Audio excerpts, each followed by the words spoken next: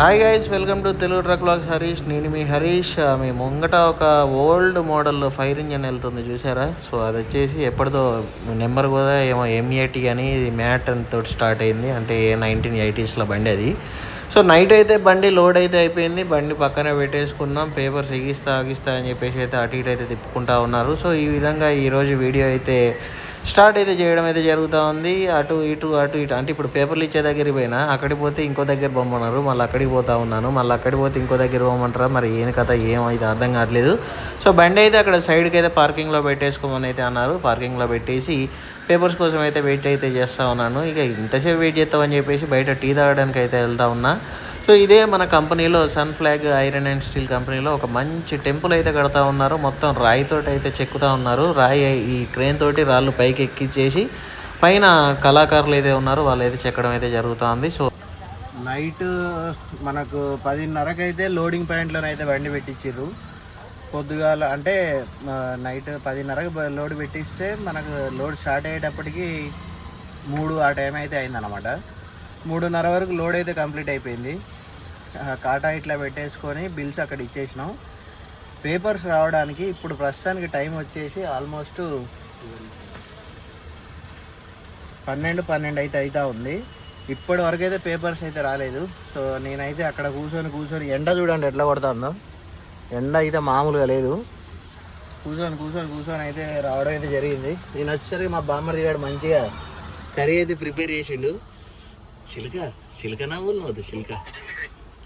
వాడు మంచిగా egg curry చేసిండు. అందులో పుట్నాలు గిట్నాలు ఏందిరా పోపులు వేసినావా? ఆల్ మిక్స్ పప్పు కూర వండినావా? Egg curry వండినావా? దాన్ని పొద్దుగాల అట్లా గిత్త బయటికి పోయి మావాడు సమోసా తిన్నాడు. నేనైతే అది కూడా తినలేదు. టైం 12:30 అయితే అంది. ఇంత తిని మళ్ళీ పోయి కూర్చోవాలి పేపర్ల కాడ. అక్కడ ఏదో ఆర్డర్ ఏదో క్యాన్సిల్ అయిందంట. ఆర్డర్ క్యాన్సిల్ అయింది అంటే లోడు హైదరాబాద్కే, ఆర్డర్ క్యాన్సిల్ అయింది. మళ్ళీ ఇంకో నెంబర్ రావాలి పేపర్ల మీద అని చెప్పేసి అయితే అన్నారు. ఇప్పుడు పోయి అక్కడ కూర్చుంటే సో ఇంకో నెంబర్ వచ్చేసరికి ఇంత తిని ఉన్నాం అనుకోండి, ఆ పేపర్స్ రాగానే ఎమ్మటే కాటా పెట్టేసుకొని బయటకు అయితే పీకొచ్చు. ఇక బయలుదేరితే మళ్ళీ నైట్కి తినొచ్చు అనమాట. ఇప్పుడు తినకుండా ఉండి అక్కడనే పేపర్లు వచ్చి తినకుంటే మళ్ళీ టైం వేస్ట్ అవుతూ ఉంటుంది. సో మావాడు టైం వేస్ట్ కాకుండా కర్రీ అన్నం కూడా ప్రిపేర్ చేసిండు. అసలు కర్రీ నేను వచ్చి ప్రిపేర్ చేద్దాం అనుకున్నా కానీ మావాడు నాకు వండరాదు అనుకుంటాను, నేను మాస్టర్ చెఫ్ అనుకుంటా మావాడు అయితే వండడం అయితే జరిగింది. సో తిందాం. అసలు తిన్నాక మరి మాస్టర్ చెఫ్ ఎట్లా వండిండో చూద్దాం. చూద్దానికి అయితే పర్ఫెక్ట్గానే అయితే వండిండు బామ్మర్ది. నువ్వు తిని చెప్పుకో, నేను ఎట్లా తిన్నా మంచిగా ఉంటుంది. అది నేను తింటుంది నా చూస్తానికే మంచిగా ఉందిరా. కొంచెం సాల్ట్ కరెక్ట్ ఉన్నదంటే నెంబర్ 1 ఇక సాల్ట్ తిన్నాడు. ఎండలో చెప్తాడు.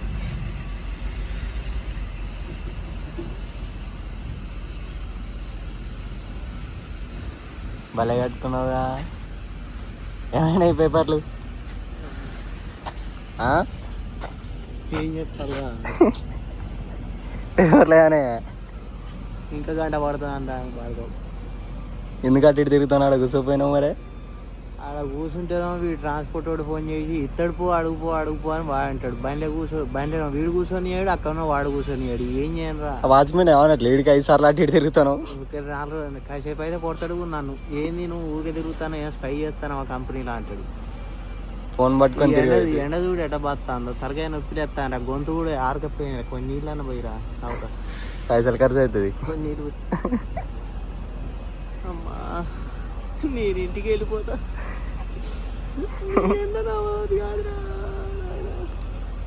కొన్ని నీళ్ళ బాటిలు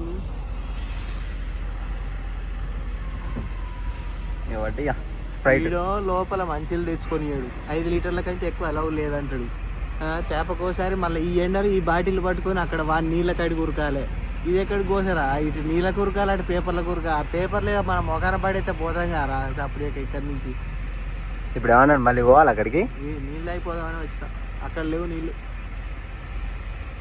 దర్శనం ఏసీలో కూర్చొని పోతారా? అది అక్కడ కాటా దగ్గర ఏసీ ఉన్నది, మన లోపల రానిస్తలేడు బాడుకో. నా పేరు చెప్పు. నీ పేరు చెప్తే అసలు అక్కడ కంపెనీలకు ఎవరు రానిచ్చిన అంటాను. ఎవరైనా లేట్ అయితే అనుకోదు. రాజాలు పైలం బిడ్డ.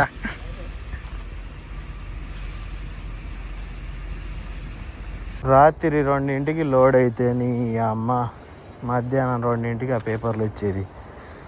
ఇలా ఒకటి కన్ఫర్మేషన్ లెటర్ రావాలన్నట. అది వచ్చినాకనే బయటికి పంపిస్తారట. అసలు పేపర్లు కూడా ఇవి కావు.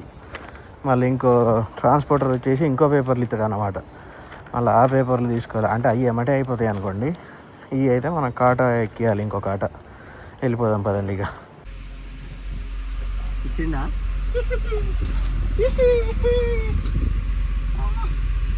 ఫ్యాన్ వేసుకొని చల్లగా కూర్చున్నావు. బయట కూర్చుంటావు ఏమైంది అలా బయటకు పోయి ఏం చేసి వచ్చినావు? ఎక్కడ ఆగిపోయినా నువ్వే ఫోన్ చేసినావు. మళ్ళీ వెనకకి వచ్చినా పోలేదు. నిన్ను వదిలిపెట్టిపోతాను బావ. నేను ఈ ట్రాన్స్పోర్ట్ చంపుతాను కదా నన్ను. మనకి లేని ఆత్రం వానికే ఉంది కదా. ఈ బండికి ఇంకా రాలేదు. ఇంకా నేను అప్పటి నుండి అక్కడ కూర్చొని అక్కడ ఇడిగిల పడ్డా కాబట్టి ఏదో నీ బాధలు లేక ఆ బాధలు లేక ఆయన ఇచ్చిండే. కానీ నా పేరు చెప్పిన వాడు ఏమంటే ఇచ్చిరా? నీ పేరు చెప్తే అసలు రేపిస్తా అంటాడు. నా ముఖం చూలే చూస్తే గుర్తుపట్టు నిలబడదు కదా. మొత్తానికి 2 కాటాలు అయితే అయిపోయినాయి. ఫైనల్ కాటా కూడా ఇక్కడ మన ట్రాన్స్పోర్టర్ అన్నమాట. అయితేను ఇక్కడ మన కాటాలు అయిపోయి మొత్తం వీళ్ళు ఇచ్చే బిల్స్ ఇచ్చినాక మనోడు కిరాయి లెటర్ ఇట్లా మొత్తం అన్నీ రాసి అయితే ఇస్తూ ఉంటాడు. మన కిరాయి లెటర్ ఇట్లా అన్నీ తీసేసుకుంటే ఇక్కడ నుండి అయితే బయలుదేరిపోవచ్చు.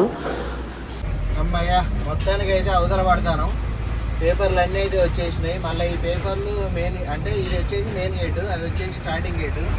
ఆ స్టార్టింగ్ గేట్లో చూపించేసి మళ్ళీ అక్కడ ఎగ్జిట్ చేసుకొని అయితే బయటికి వెళ్ళాలి. తాగడానికి నీళ్ళు కూడా తీసుకోపోనియాలి లోపలికి. అయినా మనం ఏమో ఊరుకునేట వాళ్ళం కాదు.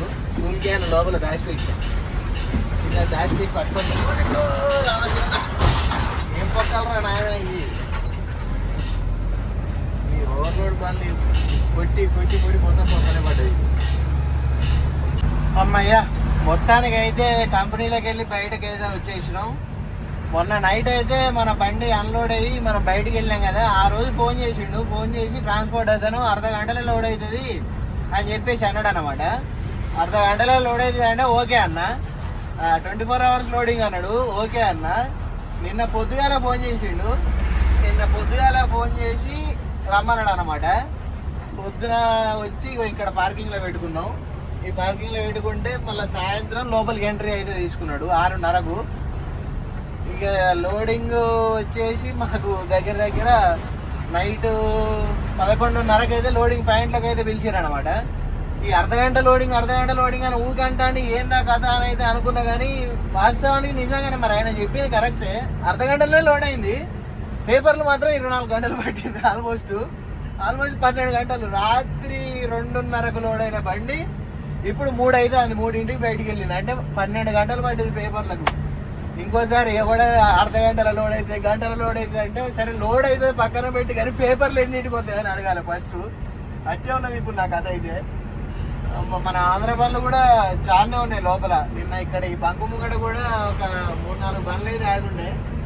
ఇక్కడ ఈ బంకు ముంగట ముందు ఇంకోటి భారత్ బంక్ అయితే ఉంది. ఆ బంకు ముంగట కూడా ఒక 5-6 బండ్లు అయితే ఆగి ఉన్నాయి అనమాట.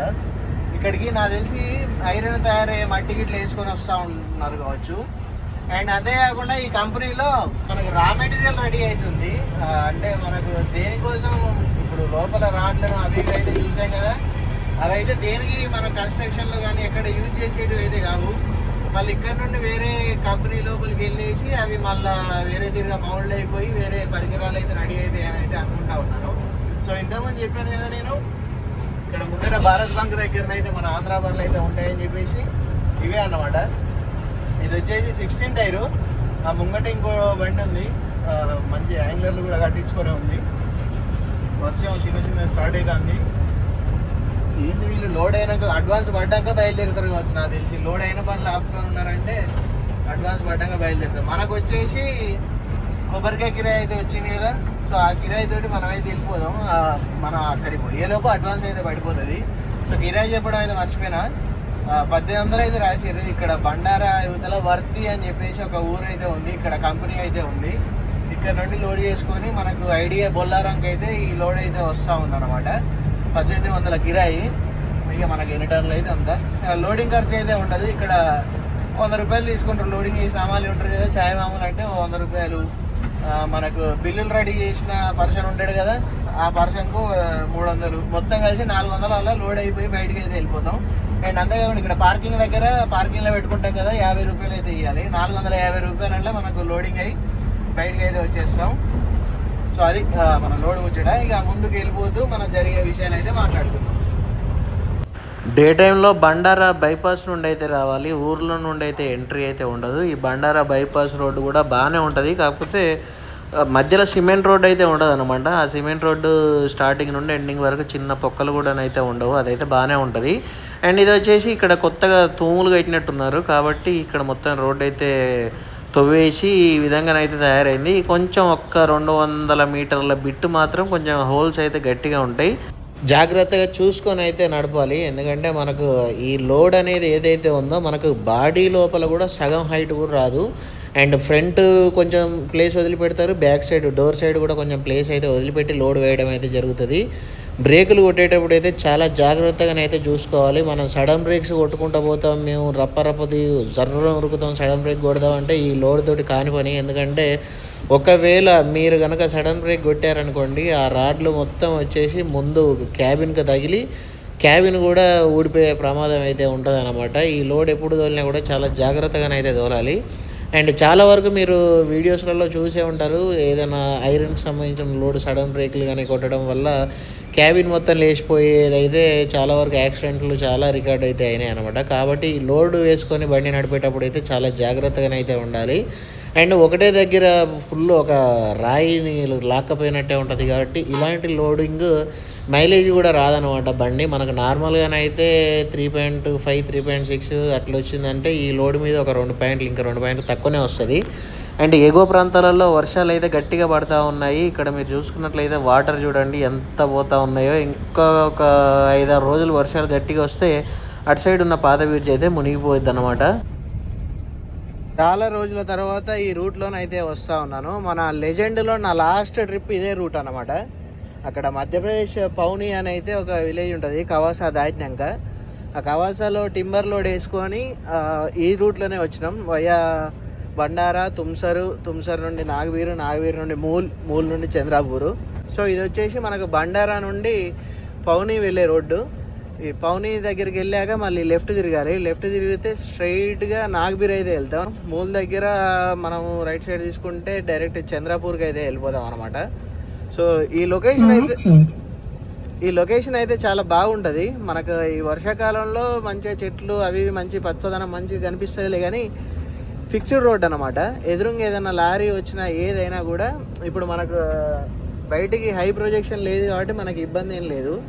ఒకవేళ మనకు ఎదురుగా ఏదైనా హై ప్రొజెక్షన్ లోడ్ వచ్చినా కూడా రోడ్డు అయితే దించకుండానైతే నడపడానికి చాలా వరకు అయితే ట్రై చేయాలి. ఆ ఎడ్జిని పట్టుకునే పోవాలి తప్ప ఒకవేళ రోడ్డు దించినవా కథం టాటా బాయ్ గుడ్ బై అంటది అనమాట.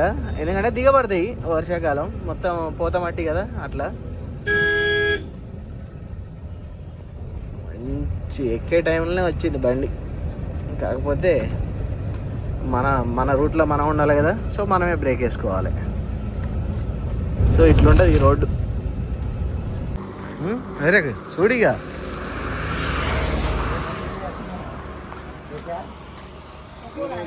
రెడ్ పకోడా చాయ్. ఇక్కడ మనం పౌని దగ్గరలోకి అయితే వచ్చాము. ఇక్కడ మనకు 2 రోడ్స్ అయితే ఉంటాయి. మనం అయితే లెఫ్ట్ అయితే తిరగాలి. లెఫ్ట్ తిరిగితే మనం చంద్రాపూర్ రోడ్ అనమాట, నాగవీరు మూలు చంద్రాపూర్. రైట్ సైడ్ తిరిగితే మనకు వచ్చేసి నాగపూర్ అయితే వెళ్తాం. ఇక్కడ నుండి మళ్ళీ ఇదొక రూట్ అనమాట, చంద్రాపూర్ నుండి నాగపూర్ వెళ్ళడానికి. సో మొత్తం డిస్టెన్స్ కూడా చూసుకోండి ఒకసారి. 129 ఇటు 73 అటు. ఓకే 129 73 ఎంత అయింది మొత్తం? 202 కిలోమీటర్లు అయితే వస్తుంది అనమాట. ఎక్కడ నుంచి చంద్రాపూర్ నుండి ఇట్లా మూల నుండి వస్తే మనకు అంత కిలోమీటర్లు నాగపూర్ మైలేజ్. మనం డైరెక్ట్ వస్తే ఎంత ఉంటుంది? 155 255. కాకపోతే ఈ రోడ్డు వచ్చేసి ఫిక్స్డ్ రోడ్డు అయితే ఉంటుంది అన్నమాట. నేను చూసుకొని జాగ్రత్తగా రావాలి. నైట్ జర్నీ అయితే మంచిగా హ్యాపీగా వెళ్ళిపోవచ్చు ఈ రోడ్లో. ఏం లేదు, లారీలే వస్తాయి ఎదురు. ఇద్దరు లో బీమ్ పెట్టుకొని, ఇద్దరు ఎదురెదురు వచ్చినప్పుడు లో బీమ్ పెట్టుకున్నావు అంటే చక్కగా 2 బండ్లు పాస్ అయిపోతాయి. ఒకవేళ హై ప్రొజెక్షన్ ఉందనుకోండి బయటికి, అప్పుడు కొంచెం మన హై ప్రొజెక్షన్ ఉన్న బండి లైట్లు మొత్తం ఆఫ్ చేసేసుకొని కొంచెం లెఫ్ట్గానే ఉంటే ఎదురుగా వచ్చే బండికి అర్థమైపోద్ది హై ప్రొజెక్షన్ ఉంది ఈ బండి అని చెప్పేసి. బయటికి అంటే మన బాడీకి మించి బయటకు వస్తాయి కదా వాళ్ళు, లైక్ మన కొబ్బరికాయ వచ్చినట్టు, సో అలాంటిది అన్నట్టు. అప్పుడు నిమ్మలంగా ఈ జర్నీ అయితే మంచిగానే సాగుతాయి ఈ రోడ్లో కూడా. సో గైస్ టైం వచ్చేసి 9 అయితే అవుతా ఉంది. ఇప్పుడే మనం విసాపూర్ టోల్ గేట్ దగ్గరికి అయితే వచ్చేసాము. టైర్లు అయితే మొత్తం క్లియర్గా లైట్ వేసుకొని, అంటే ఇప్పటివరకు మనం వచ్చింది సింగిల్ రోడ్ కదా, ఆల్రెడీ మధ్యలో ఒక దగ్గర వీల్ బోల్ట్లు ఇరిగి పడ్డాయి కూడా చూసినా అనమాట. సో అట్లా మనకు చూసినా అయితే తప్పియగలుగుతాం, చూడని అయితే తాకుతాయి కదా. సో అట్లా ఏమైనా ఉన్నాయా అని చెప్పేసి అయితే మొత్తం చెక్ చేసుకున్నా. పర్ఫెక్ట్లీ ఆల్ రైట్ అయితే ఉందన్నమాట బండి కానీ టైర్స్ కానీ అన్నీ. సో ఇక్కడ నుండి అయితే కరీంనగర్ వెళ్ళిపోయి అయితే ఆగుతాను, ఎందుకంటే నరేష్ అన్న అయితే మళ్ళీ వస్తా అని చెప్పేసి అయితే అన్నాడు. అంటే ఇల్లు షిఫ్ట్ చేయాలని చెప్పేసి అయితే ఒక 4 రోజులు లీవ్ తీసుకున్నాడు అనమాట. ఇప్పుడు టైము 9:30 అంటే మేము కరీంనగర్ వెళ్ళిపోయేసరికి ఆల్మోస్ట్ 2:33 అయితే అవుద్ది. పోయి అక్కడ పెట్టేసుకొని పడుకుంటే తెల్లారి నరేష్ అన్న అయితే వస్తాడు. నరేష్ అన్న వచ్చినాక తిరిగి మళ్ళీ జర్నీ అయితే స్టార్ట్ చేస్తాం. సో మరి ఇంకెందుకు ఆలస్యం, బయలుదేరదాం పదండి. మధ్యలో మహారాష్ట్ర బార్డర్ దగ్గర ఆగేసి ఇంత తినేసి బయలుదేరితే నిమ్మలంగా కరీంనగర్ వరకు మన జర్నీ అయితే సాగిపోద్ది. అలా అలా అలా సుప్రభాతం ఉల్లంఘ్య సింధు శిలింప మమానతుల్య